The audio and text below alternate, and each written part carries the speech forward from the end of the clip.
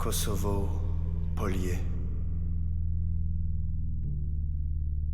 Kosovo, Polier.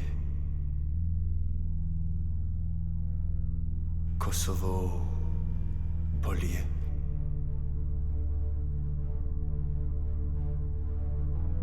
Dans les chroniques séculaires, on rapporte que c'est là, au chant des merles, que tout commença.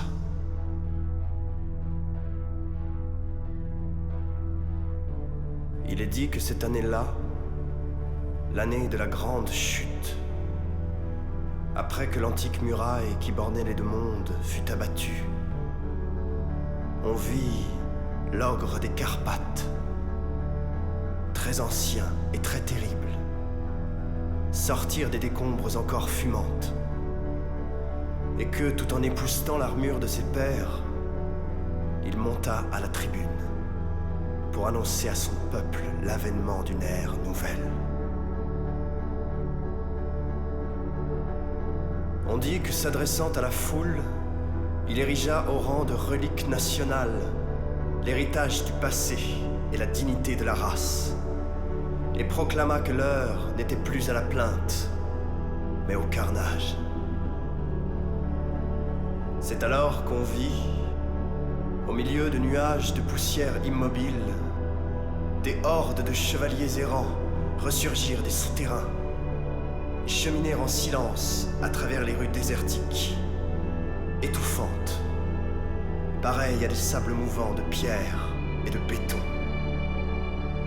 Des hordes de Nibelungen, aux mouvements lourdeaux et étranges, en pantalons de treillis, tête rasée, les yeux rougis par on ne sait quelles émanations.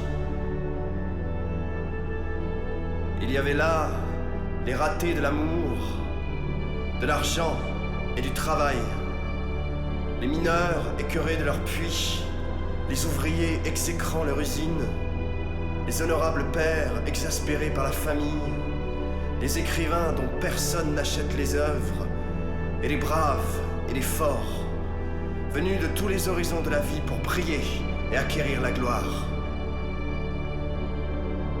On eût dit que d'un instant à l'autre, alors que ce processus avait duré des siècles, un changement radical et irréversible s'était produit dans le noyau ethnique de ce peuple, comme la guerre s'abattait sur le monde.